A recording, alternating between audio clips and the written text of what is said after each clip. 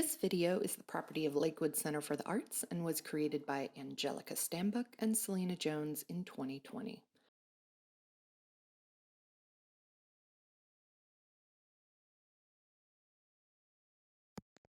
It is easier for all of us to understand and even manage our feelings much better if we have a way to express them. And talking about your emotions is the most common way of expressing them, and it certainly helps make your positive feelings like happiness, peace, and confidence more real, and your negative feelings like sadness, anger, and fear more manageable. However, there are many ways to express your feelings. Art, for instance, gives you a form of expression that you can use in a variety of ways and can take with you anywhere. A simple way of expressing your emotions through art is by using different colors. The color you pick to represent a particular feeling is unique to you, as it will vary from person to person and even from day to day for the same individual. So, what is your happy color today? What color or colors would you use to represent the way you are feeling right now? This is day 3 of a 5-day workshop called A Week of Color. Welcome to day 3, Objects from Home. So welcome back to another workshop day with us. As per usual, the first step we're going to do is choose a piece of paper. The next step will be to choose your coloring utensils. You can use colored pencils, markers, watercolors, which I really like to use in these projects. Tempera paint is great. And then crayons or oil pastels. And again, I like to use a variety of materials, so I'll probably be using watercolors, colored pencils, and oil pastels today. Once you've chosen the coloring tools you'd like to use today, you're going to switch gears a little bit and look around your living space, inside and out. What kind of objects do you see? Try and look for smaller objects, the size of your open hand or smaller. And with the permission of the owner of those objects, I want you to choose 5 of those small objects and bring them back to your art making space. So go ahead and search around a little bit, pause the video, and once you're ready, we can continue with those objects in your space. Once you have those objects, you're going to place the first object, it can be any of the 5, on your paper, and it can be placed anywhere on the paper, even going off the edge of the paper.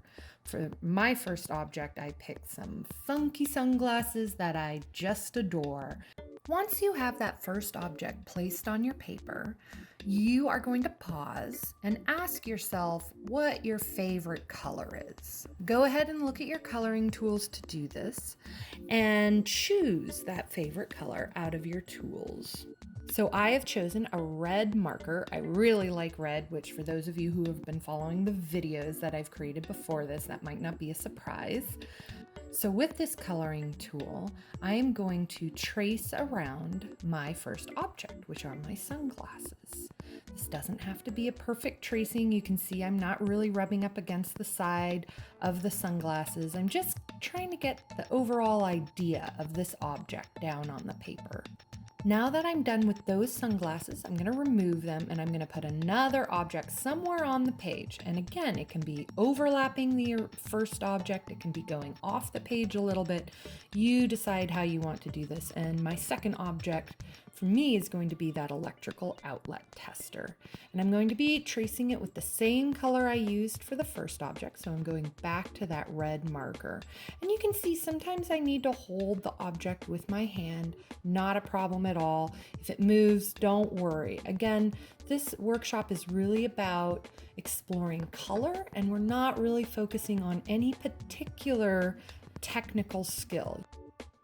I'm going to use my seahorse next, and again, I'm going to flip it on its side because I think it'll be easier to understand its traced shape if it's on its side rather than looking down at it. And I'm holding it this time. Again, you don't have to if you don't want to, but it's kind of a complicated object. So I'm going to try and get into some of those more nooks and crannies, and I'm going to need to stabilize it to do that. And then I'm going to my fourth object now, which is that sink drain stopper, which is again kind of a silly object. I promise I washed it before using it for the exercise. And this one, oh, it's rolling all over the place. I'm just gonna finish it off. I know what the edge looks like, so I'm not worried. I get the shape enough. And my last object again is going to be my pup's tennis ball, which is pretty hairy, but whatever, it's still really fun to use. And I'm going to give it back to him now because I'm sure he misses it. Once every object has been traced on your paper, go ahead and look at the shapes on your paper. When you're looking at it, notice if any shapes overlap and create a new shape.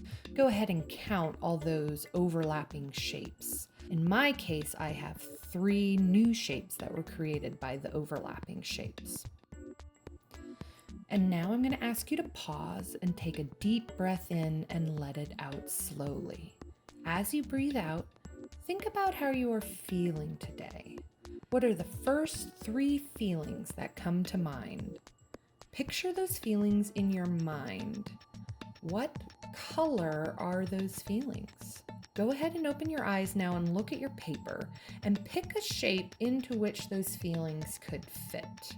My first color I'm going to use is going to be kind of a light reddish brown. I think I am feeling pretty pensive lately. I've got a lot of thoughts I still want to sift through. And when I think of this color, I really think of the ground and soil and, all the complex minerals that are in soil. Next, I'm going to use black because I think I also have some concerns just going on in my life and some maybe harder questions that I want to really consider. And I'm using a very loose line here because I fully intend to go back with watercolor. And now I'm going to use an orange. And basically for me, this shape really looks like it's full of those browns and oranges, more pensive feelings, like I'm really still sifting through a lot of thoughts, and that black, which maybe for me at least, and this may not be the same for you at all, but really signifies I have some hard questions that I'm trying to ask myself right now. Once you've finished coloring that first shape, I want you to take a moment to pause. You're going to take a deep breath in and let it out slowly. As you breathe out, think about yesterday. What feelings do you feel when you think about yesterday? What are some particular memories you have of yesterday? Go ahead and try and picture those memories. And as you're imagining them, try and notice the colors you see in those memories. Now, I want you to look at your coloring tools and choose colors that match those memories. Go ahead and look at your paper and choose a shape in which you feel those feelings could fit. So for me, I'm going to use the shape I created, the contour of the electrical outlet. And I am going to start by coloring with a gray, which for me, I really associate this gray with maybe a fog or a haze, something that's difficult to see through. Because when I think back on yesterday, I think I was just a little confused. I didn't maybe have a lot of direction that particular day. But I am also going to paint into this a really vibrant blue, because although I was feeling a little maybe groggy yesterday or just a little less particularly driven, I also was enjoying myself. And that blue for me is really, it's a pretty grounded, very rich color. So it was a nice day for me, despite maybe not being a very clear day. Now, once you finish coloring that second shape, you're going to pause again, and you're going to take another deep breath and let it out slowly. This time, as you breathe out, you're going to be thinking about tomorrow. What feelings do you have when you think about tomorrow? How does tomorrow feel like it could be different than today or yesterday? Go ahead and imagine some scenes of tomorrow, and as you're imagining them, picture the color of those feelings in your mind. Now, once again, you're going to look at your coloring tools and you're going to choose some colors that match those feelings you imagined as you were thinking of tomorrow. And then you're going to look at your paper and you're going to choose another empty shape that would be best to put those feelings into. So I'm actually going to use part of the tennis ball. So for me, I'm actually going to start with a white, which on this paper you can't even see. However, I'm going to cover it with some watercolor. And as you may know from my demonstrations so far, watercolor and oil pastels or crayons do not mix. So even if I put a white line down that I can barely see on the paper, when I put watercolor over it, that line will suddenly become very visible because it won't mix with that watercolor and both colors will have a very strong presence. And for this, I've chosen a red. And then on the other half of it, I've chosen a black. So I think when I imagine tomorrow, I think I have several big activities happening and I don't entirely know how they will pan out right from the beginning, which is why I chose the white, because when I put the white down, I didn't really know exactly how it would look, but once I applied those other colors, it suddenly became much more clear. Now, after filling those 3 shapes, I'm going to count how many shapes are remaining on my paper. And there are 4 shapes that I still need to color. Before we do that, we're going to close our eyes. So go ahead and close your eyes. Think about things you have done or ways you have acted that make you happy or proud of yourself. What colors do you see when you think of these things? Now, open your eyes and look at your coloring tools and choose your favorite color from your coloring tools. Now, in each of these shapes, we're going to switch things up a little bit, and you're actually going to write lightly or darkly a word or sentence describing what makes you happy or proud of yourself. So in my video, I actually misread my own instructions and wrote different things than I had originally wanted. So I covered them up with a little bit of white and made them a little hard to read. That's okay with me. Sometimes when I'm doing these projects, I make mistakes or things I didn't intend, and that is perfectly okay in this exercise. I'm just gonna keep working on it and make it part of the piece. In my first shape, I'm going to write the word friends, because one thing I'm really proud of in my life is the good friends that I have met and I get to spend time with. You are welcome to write some of these words very light, or they can be really dark as we color over them or around them. If they fade away, that's totally okay. In my next shape, I have written the word read, because I have been trying to challenge myself lately to read more. And in my third shape, I am writing the word art, because I am really happy with having been able to make a little more art lately. And that really helps me. It helps me think about things that are happening in my life, and it really helps me process some of the things that I'm experiencing. After writing in each shape, we are going to choose colors that relate to each thing we wrote. So in my friends shape, I'm going to choose colors that remind me of my friends or that activity that makes me proud of myself. And my first color is going to be a blue oil pastel. I'm just going to color a little bit towards the top, but then I'm going to change to a light green. Both of these are pretty light and playful colors. And now I'm going to go back in with some watercolor on top of that and put a dark purple.